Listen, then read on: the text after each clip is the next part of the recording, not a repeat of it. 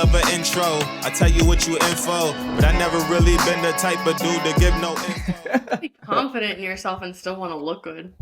Like, That's fair. And I'll leave it like that. You know, welcome to the Walk and Grow podcast, everyone. It's Ronnie and Courtney on the mic. And as you heard Courtney say something just really intriguing, it's like, you know, you could still, what was it again? Say it one more time for the people in the back. You can be confident in people in the back. You can be confident in yourself and still want to look good, like still want to enhance or still, what we're talking about is like, still liking the way you look with makeup better. Or not even necessarily better, but just more so like there's some spaces that I want to be wearing makeup and dressed up and putting heels on or whatever it is, and other spaces where I'm like at work lately, I don't care. Like some days I put makeup on, some days I don't, and I'm really not worried about it. You know, so but does that demonstrate confidence or not? I mean, everyone's situation is going to be a little bit different. I think some individuals, and if you're getting triggered by what I'm saying right now, then I don't know, maybe you might be one of them where the confidence level could be a little bit low. So, hey, let's mask it up with makeup. This is just my perspective. It's just kind of what I don't know. I don't use it. I don't, you know, so it's like hard for me to really say like this is what it is or what it isn't. But I definitely do think that, like you said, it's a way to enhance. But without a doubt, I'm pretty confident there's a lot of individuals that do it beyond the enhancement aspect of it. Yeah, I do. And this is, of course, just our judgment of people, right? We could never actually know what people are thinking, but it's funny now that I think about it. If I'm out at a club or a bar or something, and I see someone who looks like more comfortable, like more like they just didn't put as much effort into themselves, I'm like, yes, girl, like she's just comfy, like she's just here to have a good time. So in my mind, I'm kind of like, yeah, like good for you. And then people who are more dolled up, I'm like, everybody's dolled up. So it's funny because, but at the same time, I don't look at someone who's has a bunch of makeup on and say they're not confident in themselves. Yeah, no. You know, but someone who isn't, I'd be like, yeah, you go out and not care about what society tells you we have to do. You know, so it's, I don't know, it's kind of funny, but that's just one piece of it.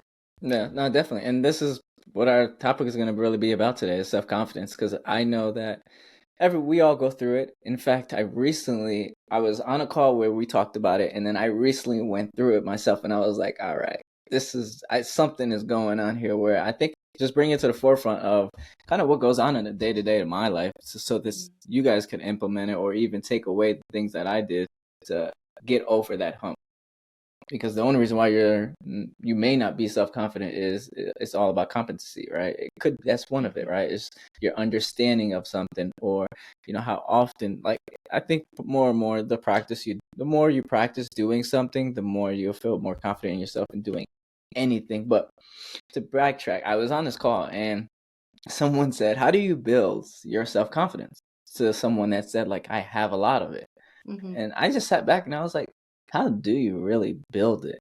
And the only way I was able to kind of like just really think about it on that aspect is practice what you preach kind of thing, right? So go through the motions, go through the day-to-day of whatever it is that you're learning or that you have to do to get really good at, so that you don't feel that nervousness or that feeling that we all go through when we're doing something brand new. We're like, what's going on here? But I was like, practicing just doing it was the only logical thing I could really come about. And I was like, what else will really help someone have confidence in doing anything? I mean, is there something that comes to your top of mind, Courtney?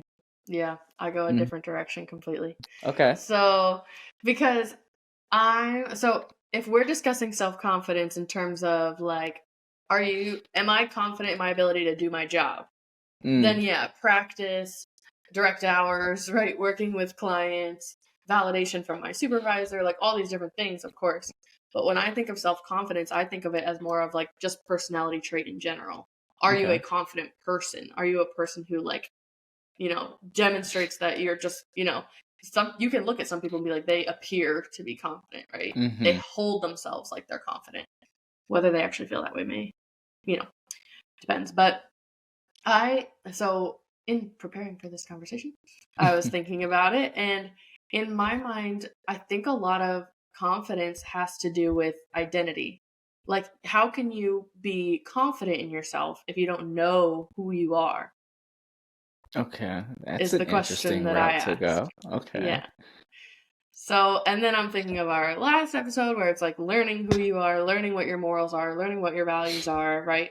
And and always 100% of the time coming back to my clients because it's what I do the majority of the time, but how can we teach someone to love themselves more? How can we teach someone to enjoy themselves or be proud of themselves, be confident in themselves? If it's like, I don't even know who I am. I don't, I'm talking to 14-year-olds like about self-confidence. Like they don't know who, like have, I'm waiting 10 more years, 14 more years before they even start to know who they are, So do you think you can truly be confident in yourself without taking that time to learn who you are? So I will rebuttal that and say, for the individual that doesn't know themselves, I mean, the only way for them to figure themselves out is to, I guess, of course, there's so many different ways you can go about doing so, but they have to go through the motions regardless. So we could sit and say, okay, it could be a personality trait thing, because if you have it, then you just have it. You're just blessed. It's like one of those talents where, like, you were blessed, right? You can't really combat it. But I'm now thinking about for those individuals who aren't in that situation that has that personality trait. It's like, all right, well, what do they do now? Again, that's why the only thing I could really think about is just doing it. But as I think about it more and more, and just kind of what you were just mentioning, just having that personality trait, I think it takes courage as well. All right, to just not do it, but just start. Right, having the courage to start can at least gauge it in a certain way where it could possibly help. But start trying to build your confidence is what you're saying. I wasn't saying that, but that's a good point. I was just saying, like, just whatever it is that you need to get confident at, start that. Okay. Yeah, but definitely start being confident in yourself. Maybe it's looking in the mirror and like, I look good, I look fresh, I look clean, like whatever it is, words of affirmation. On my hood. That's what I thought of immediately. Yeah. It's so I think when you say people are born with it, I think that's true, but I also think it's you said that. I did not say that. Don't try to put words in my mouth now. I didn't say that. You said it. I can't wait to play this back and see how you actually said it. What? The personality trait. Like that was your thing. You said that was some not people my are thing. blessed. Yeah, I'm reiterating what you said though. Okay. I don't think that's what I said. So what I'm not saying people are born with it though. I'm saying like some people genuinely just are more confident than others for one reason or another. But what I was going to say was being born with it. So if we're talking earlier in life, I think it's going to be upbringing. It's going to be the way your parents talk to you. It's going to be observing the way your parents talk to each other. It's going to be the way people handle discussions and arguments. Like, when I say something, do I feel confident? When I say something, do people think I'm stupid? Do people shut me down? Because that's self-confidence. You're not going to grow into a person with self-confidence if anything you say you get shut down or your opinions are invalid. So there's so many different things that matter in childhood as you grow into somebody who you can be confident of. But I also wanted to say, I think the way that, so let me ask you a question first. Are you someone who you feel like you've been pretty confident throughout your life? In terms of self-confidence, generally speaking, you've been a pretty confident person throughout your life. I would say, yeah, majority. Not all, but majority, yeah. Yeah. So I would say that I have struggled significantly with self-confidence probably up until my 20s. Okay. Middle 20s. So are we? So when you pose that question, and this is really for everyone's understanding, including myself, are you saying like at what point in time in life, or like just in general, like, hey, just looking at the longevity of life, was it always, high? Because I would definitely say maybe when I was younger, no, but again, how much of recollection do I have of it? That's a whole nother question. I can recollect whether or not I was confident in high school. Like just generally speaking, I'm really looking at it, generally speaking, across the board, are you a confident person? And I could say not up until really the last couple of years, my mid-20s, I would not say that I was a confident person. Maybe Hmm. earlier 20, I don't know. But throughout middle school, and I'm going to explain a little bit, but I think throughout middle school and high school, it's all about, and people understand this nowadays, but it's all about being accepted. It's all about what your peers think of you. That's truly like, that's all teens care about really in adolescence. And so I think a lot of that goes into physical.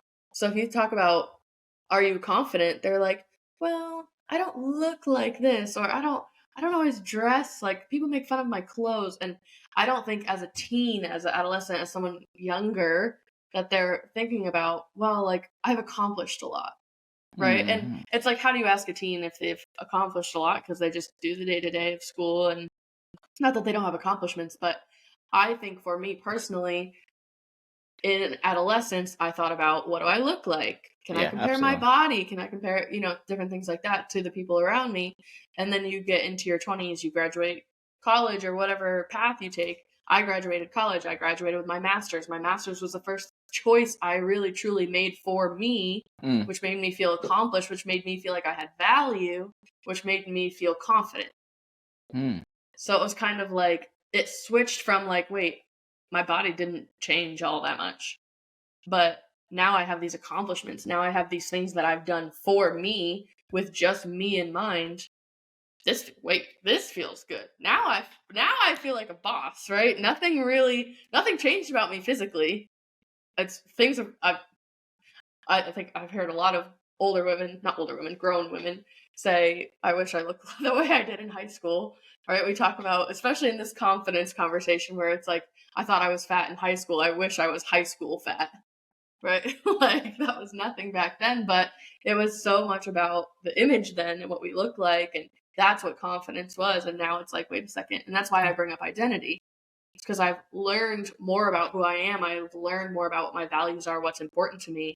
Now I can say I'm confident because I can be that person in different areas. Yeah, I mean, yeah, but for the adolescent individual, like I think you hit it on the nail too, right? I mean, we're comparing our looks, our physical, everything physically, Mm-hmm. and I'm not a tall guy, so that was one of my disadvantages. But Mm-hmm. it still didn't even bother me back then. Yeah. It's just one of those things like I can't control this, so what do you want me to really do about it? Yeah. And if I can't control it, I'm just gonna roll with the punches and roll with the flow of things. And I think that right there is why the confident level of myself was always so high. Is just because I knew there's nothing I can do.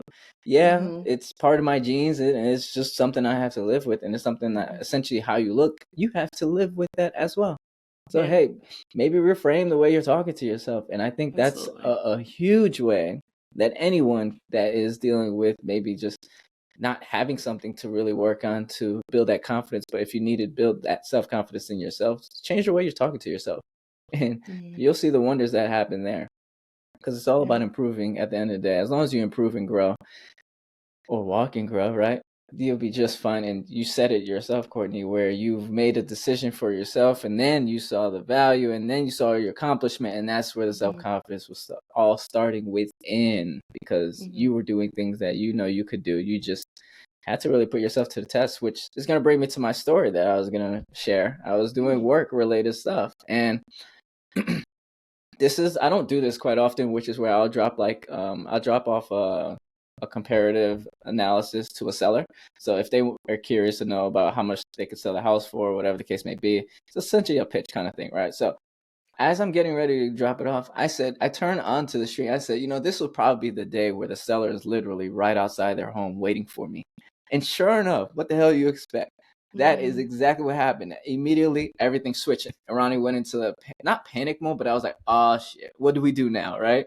We Mm-hmm. never really experienced that scenario before. So I kid you not. I was like, okay, well, maybe I'll just come back later, right? At this point now, Escape. yeah. We're just battling with ourselves. Garage door is open, so I mean, I don't know exactly what's going on in the house. I just turn on the street, and I was like, of course it would be that one, right? Mm-hmm. So I was like, maybe we'll come back later. So I drove out of it, and I was like, no, we're not gonna do that. Why would we come back later for? This is me self-talking at this point, right? It's me trying to build, even in the moment of pure destruction that I'm just going through with. The self-confidence is gone. Like it's nowhere to be found. I immediately sat down with myself and was like, all right.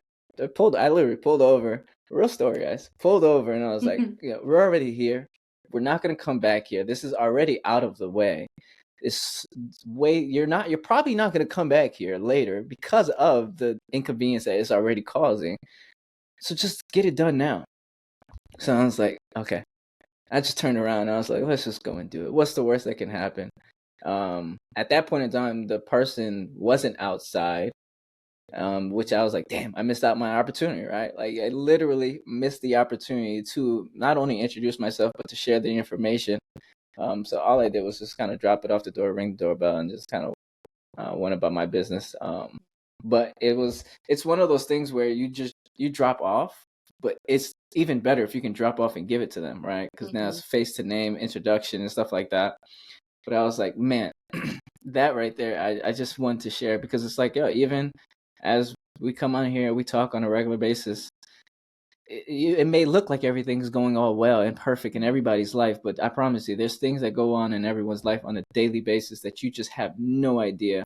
And I think the key thing that I really want people to take away from it is when you do have those moments where your confidence is shattered and you don't know where to do, where to look, chill, sit back, take a seat, maybe, walk through the emotions with yourself, or if you want, call your therapist, call somebody, I don't know, but just chill. I think the key thing I learned there was just relaxing, taking a step back, reanalyzing everything, and then saying, like, really weighing out the pros and cons of it, and then identifying, all right, this is why we're going to do what we have to do right now. But I hope that story helps other individuals understand that I am human as well. And, we all go through the same emotions on different things on a regular basis. So it's okay. It's what you do in those moments that's going to define what you look like, what you become, who you are, and et cetera, et cetera, et cetera. Yeah. We talked a lot with Courtney Greth about taking a moment and just like the whisper, listening to your own thoughts. About just tuning in, connecting with self for a moment. And it doesn't have to, you don't have to sit in your car and meditate. It's not that. It's just more so being able, I feel like we are so go, go, go. Darian said the same thing. We're so go, go, go. Our society is so like, just, we gotta get things done immediately, that taking a moment, pulling over, taking a moment and being like, why am I getting worked up right now? Why am I not feeling like I can do this in this moment? And then going from there, right? This week has been a lot of just kind of stress for me for, I think, different reasons. And I've been doing a lot of like, what do I think this could be? I'm having a little bit of anxiety from this. I think I'm having a little bit of anxiety from that. I think that's what's bothering me. So what do I need to do? I think I just need more sleep. I think I'm letting my diet, like when I get stressed, my diet goes, and then I get stressed because my diet goes. So, just kind of literally being able to, and I just did that in how many minutes, right? Just kind of being able to, it doesn't take 10 minutes, it doesn't take half an hour to be able to check in with yourself. And it is, like you said, chill. Just sit back and kind of take a moment. I just think we don't ask ourselves why enough. And not in a judgy way, but just like, why do we feel this way? What's going on with you right now? Just like you would a friend, if somebody else was in the car and saw you freaking out, wouldn't they be like, you good? What's going on? Like, why can't you do that to yourself? Why can't we sit back and say, you good? What's going on right now? What am I experiencing right now? So, yeah, that's cool that's something that you work through. Yeah, I don't want with the asking of why, be careful with it though, because you can put yourself into a rabbit hole really quickly and start to just make up things that don't exist and just really put yourself in a place where you may be worse. Right? I know an individual where there was one time they would question everything, and I'm like, bro, sometimes some things just happen. Like, you can't just question every little thing looking for the clue as if there's supposed to be a clue in every scenario. No, just, hey, it happened. What are you going to do to navigate through it? I was like, man, I don't know how you do it. You ask yourself why, like for every little thing, and I was just like, man, God bless you. I mean, it's just not in me to do such thing, but because it's like some things are just it's going to happen the way that they happen, and there's not much we can do about it to change the Well, scenario. just asking why am I feeling this way? Yeah, Why yeah, am I reacting to this scenario this way? Not so much why is the scenario happening, I because we're agree. never going to understand that. But I immediately a tool popped into my head that I really, really like and I've used personally. I'm trying to remember if we've discussed this. But I don't think we've spotlighted. This is just a little bit of background. This is DBT technique, which is dialectical behavioral therapy. And as soon as I heard it, I was in a DBT training, and you're like kind of listening, you're kind of doing notes, kind of this and that, right? When we're in work trainings, and I heard them say this, and I was like, "Whoa, time out!" Like full attention, wrote it down, and like taped it to my computer. I was like, "I need to." Me personally, I need to see this. Like, I need to use this in my life. And anytime something feels heavy to me, I'm like, I'm going to use this with all my clients and see if they need it just as much as I do. So, enough prefacing. So I'm like almost positive we've gone over it, but I'm going to do it anyway. 4 questions. So, what happened? So, in your scenario, the story that you shared with us, what happened? The person was outside, right? So, very basic. That's what you would answer to that question, right? So the second question is, what did you make up about what happened? So in that scenario that you explained to us, what did you make up about what happened? That the interaction was going to go poorly, that it was scary, or this is just different than anything I've experienced, right? Whatever your mental was in that situation. How am I feeling right now? So what are the emotions that are coming up? If we're talking about self-confidence, is it a lack of self-confidence? Is it a lack of preparedness, readiness, a lack of experience, whatever it is in that case? And then the fourth question is, am I reacting based off of what happened? Or am I reacting based off of what I made up about what happened? Yeah. So, yeah. So when we talk about self-confidence or not feeling, a lot of times it's just anxiety, right? But I feel like anxiety and feeling like you're not confident kind of go hand in hand. Not all the time, but in a lot of situations, if you're anxious about something, it's because you're not feeling confident in it. Sometimes you can't control anxiety, but a lot of times it's like they're going to say this or they're going to react this way, or you get a email from your supervisor. I've never gotten in trouble with my supervisor. Well, we've had a couple conversations. I've had a couple conversations, but I've never gotten in trouble with my supervisor. But anytime she sends me an email or texts me, I'm like, oh no. Right? So it's like, what happened? I received a text. What did I make up about what happened? Something happened. I did something wrong. Did she hear that conversation that I had with this? Did this client complain to this? Right? And your brain just goes. And now the emotions that I'm having have nothing to do with the original text and everything to do with whatever it was that I made up. So just allowing our brain to be like, why am I upset right now? What is bothering me? What am I feeling? Why is this happening? And that's okay. Again, not so much about the situation. Like you said, we're never going to have the answers to why is this person outside right now? What are they doing outside? Right? Why did they know I was coming? Right? Something like that. But we can check in with ourselves, even though it's difficult. We can take time to better understand ourselves. Yeah, and I think those are 4 good, solid questions that if you need to reflect, that's something you can tangibly walk away with and write those down somewhere and utilize that on a regular basis to help yourself. Because I mean, at the end of the day, I don't know about you guys, but at least I want to love myself and not create myself as this sort of villain where I'm against myself and just, fighting amongst, like Courtney Greth will say, the whispers, right? Fighting against the whispers that we all hear or have. So I don't have anything much more to say. I just hope that everyone can take that story, just kind of take the things that we've mentioned here in terms of building self-confidence and just having it and just utilizing it in a day-to-day personal life. Do you have anything last to say, Courtney? Yeah, the only other thing, so of course people are going to identify with, like, we talk about self-confidence in terms of generally speaking, and then we talk about it in certain activities, right? There's going to be, I'm super confident in my work, but I might not be as confident in rugby or in whatever activity I'm doing, right? So it can transfer to different specific activities as well. If we look at it in terms of identity, I just want to say that I think identity can be really heavy, right? When we did the Ikigai, it was like your mission, your values, like those are Yeah. really big things. So it can feel like, oh, I'm supposed to just find my identity. Sure. Then I'll be confident. Great. Right. Like it kind of feels like a heavy burden or like a big project. But one thing that I try to do a lot with my clients is just like finding identity. Like, what are some things that you like? And I don't like it can be as easy as I love the color purple. And it's ridiculous how I will wear a purple shirt to the gym and I'm already in a better mood. Or like my dad got me purple shoes, and when I put the purple shoes on, I'm like, these are cool. Like they just bring joy. What are some things that you like? What are some things that you don't like? What are some of your pet peeves? Like just like you'd ask a friend, just like you'd ask someone you're getting to know, get to know you and have fun with it.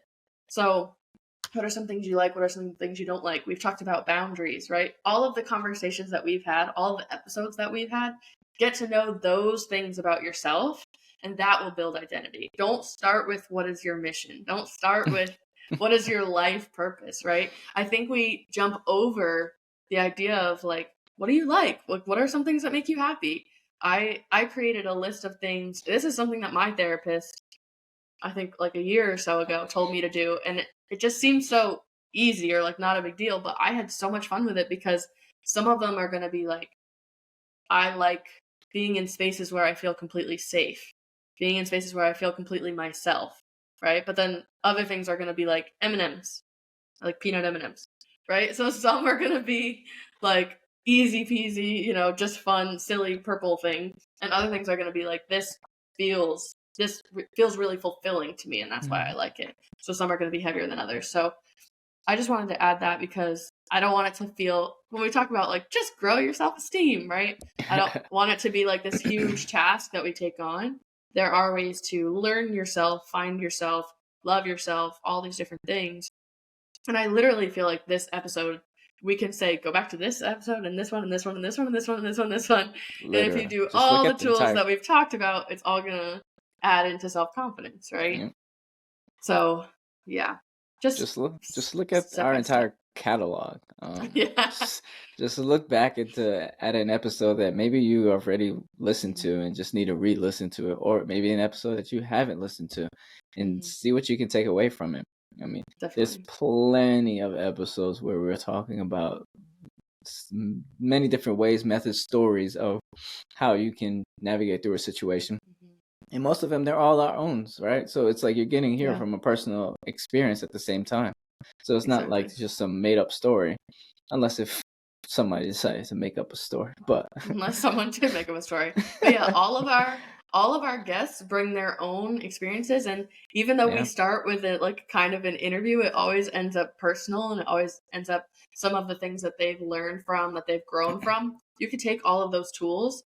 And then the episodes that don't have guests, we're literally talking about tools, or we're talking about personal skills. We're talking about personal identity type things. So everything just plays into that. And yeah, that's why I think the confidence and identity goes hand in hand for me. But yeah, hopefully there's little things and little baby steps that we can take starting from this episode. Right now. So till next time, keep on applying this perspective, education, growth, and collaboration.